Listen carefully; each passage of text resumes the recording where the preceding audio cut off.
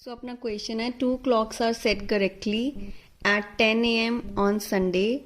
One clock loses 3 minutes in an hour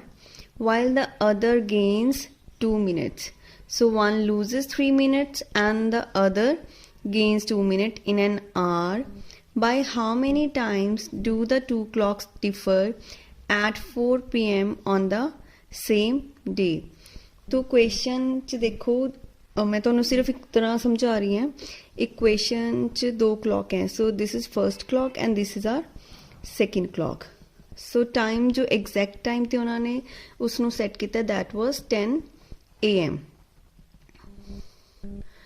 तो ਹੁਣ 1 clock loses 3 minutes in an hour तो 3 minutes lose कर रहे दैट मीन्स कि ਜਦੋਂ ਕਰੈਕਟ ਕਲੌਕ ਤੇ 11 o'clock ਹੈ ਇਸ ਵਾਲੇ ਕਲੌਕ ਤੇ ਹੋਏ ਹੈ 10:57 ਮਤਲਬ ਕਿ 3 ਮਿੰਟ ਆਪਾਂ ਪਿੱਛੇ ਜਾਣਾ ਕਰੈਕਟ ਟਾਈਮਿੰਗ ਤੋਂ and the other gains 2 minute that means 11 ਔਰ 2 ਹੋ ਗਏ ਉਸ 'ਚ ਟਾਈਮ ਸੋ ਜਿਹੜੇ ਦੋਨੋਂ ਕਲੌਕ ਹੈ ਉਹਨਾਂ ਦਾ ਜੋ ਆਪਸ 'ਚ ਟਾਈਮ ਗੈਪ ਹੈ ਉਹ ਕਿੰਨਾ ਆ ਗਿਆ 5 ਮਿੰਟਸ ठीक है सो इन केस अगर 1 clock टाइम लूज कर रहा है तो अदर गेन कर रहा है तो इन बिटवीन उन्होंने टाइम गैप कितना हो जाएगा ऐड हो जाएगा मतलब 3 मिनट्स ए वाले और 2 मिनट्स ए वाले तो ये सिर्फ तुहाडा एक कॉन्सैप्ट सी समझण दा कि जो टाइम है 2 मिनट्स से 3 मिनट्स क्यों ऐड होएगा सो जो आप सॉल्यूशन देखना है तो जो टाइम गैप है time gap between two clocks per hour वो कितना हो जाएगा 3 + 2 5 मिनट्स ते हुन देखना है कि अगर 10 AM तो 4 AM तक उन्होंने दोनों दे विच जो टाइम डिफरेंस है वो कितना हैगा सो आप टोटल टाइम देखना है कितना है टोटल टाइम जो साडा हैगा दैट इज देखो 10 to 4 है 10 तो 11 तक 1 12 तक 2 hours 1 2 3 4 तो टोटल जो टाइम हो गया वो हो गया 6 hours तो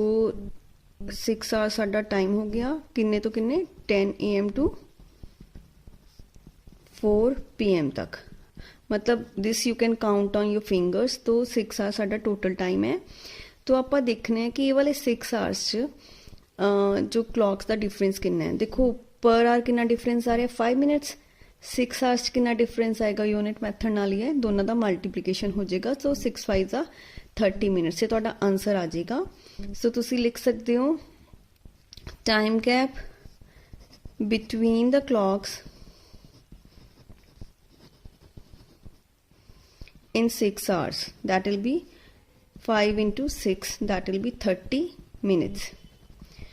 so ਜਿਵੇਂ ਐਗਜ਼ਾਮ 'ਚ ਇਹ ਵਾਲਾ ਕੁਐਸਚਨ ਆਉਂਦਾ ਹੈ ਤਾਂ ਬਹੁਤ ਈਜ਼ੀ ਹੈ ਤੁਸੀਂ ਦੇਖਣਾ ਹੈ ਕਿ ਇੱਕ ਕਲੌਕ ਗੇਨ ਕਰ ਰਿਹਾ ਹੈ ਦੂਸਰਾ ਲੂਜ਼ ਕਰ ਰਿਹਾ ਦੈਟ ਮੀਨਸ ਟੋਟਲ ਗੈਪ ਹੋ ਗਿਆ ਉਹਨਾਂ ਦਾ 5 ਮਿੰਟਸ ਤੇ ਉਸ ਤੋਂ ਬਾਅਦ ਤੁਸੀਂ ਦੇਖਣਾ ਟੋਟਲ ਟਾਈਮ ਕਿੰਨਾ ਹੈ ਟੋਟਲ ਟਾਈਮ ਸੀਗਾ ਇੱਥੇ 6 hours ਸੀਗਾ ਤਾਂ ਕੁਐਸਚਨ 'ਚ you can count it on your fingers तो बस टाइम गैप जो गिवन टाइम है उस टाइम गैप कितना आ जाएगा दोनों का मल्टीप्लाई तो तुहानू इन्ना सॉल्व नहीं करना पड़ेगा जस्ट अगर तुहानू एक कॉन्सेप्ट क्लियर है then you can solve this question so next question है 2 clocks are set correctly at 9 AM on Monday तो मंडे का डे है क्लॉक 1 है एंड क्लॉक 2 है तो जो करेक्ट टाइम उन्होंने दोनों ते आप सैट किया that is 9 AM then after that both the clocks gain 3 minutes and 5 minutes respectively in an hour तो first clock है that is gaining 3 minutes and the second clock is gaining 5 minutes in an hour what time will the second clock register इसका आप time दसना है if the first clock which gains 3 minutes in an hour shows the time as 27 minutes past 6 PM on the same day तो इसका time है 6:27 PM then what will be the time on this clock so previous question तो ये थोड़ा different है हुण इत्थे जो कैच है द कैच इज कि तुसी आवर्स देखने हैं लाइक 9 AM है मिनट्स ਆਪਾਂ इग्नोर करांगे इस क्वेश्चन च और इत्थे 6:27 PM है तो ਆਪਾਂ ए वाले ਨੂੰ फॉर द टाइम बिंग ਆਪਾਂ ਇਸ ਨੂੰ नहीं कंसीडर करांगे तो ਆਪਾਂ टाइम गैप देखना है ए आवर्स च कितना टाइम गैप है तो I am counting on fingers 9 to 10 1 11 12 1 2 3 4 5 6 सो ये कितने आवर्स हो गए ਤੁਹਾਡੇ 9 hours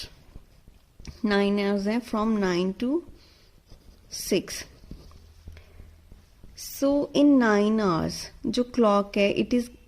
is gaining 3 minutes per hour so in 9 hours in 9 hours its gain in minutes कितना हो जाएगा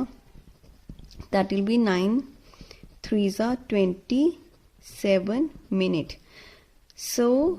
आफ्टर 9 hours जो कि करेक्ट क्लॉक का गैप होएगा बट ए क्योंकि टाइम गेन कर रहे हैं तो ये इनकरेक्ट क्लॉक हो गया तो जो इसकी रीडिंग है after 9 hours that will be 6:27 PM that मीनस ਅਸੀਂ ਹੁਣ ਸੈਕਿੰਡ क्लॉक ਲਈ भी यही 9 hours कंसीडर करने हैं so for the second clock जो टाइम गेन कितना आ जाएगा इन 9 hours टाइम गेन हो जाएगा that will be 9 5s are 45 minutes that means जो क्लॉक दी रीडिंग है that will be this 6 and these 45 minutes so 6:45 minutes ਤੁਹਾਡੀ ਰੀਡਿੰਗ ਹੋ ਜਾਏਗੀ PM तो this is your answer so अगर आप एग्जामिनेशन पॉइंट ऑफ व्यू ना देखना है तो सिर्फ तुसी जो दो क्लॉक्स हैं उन्होंने टाइम गेन है या टाइम लूज है तुसी मिनट्स नू इनिशियली इग्नोर करना है इन्हां दोनों आवर्स का गैप देखना है और जो गैप नू तुसी टाइम गेन या टाइम जो भी उत्थे लूज होएगा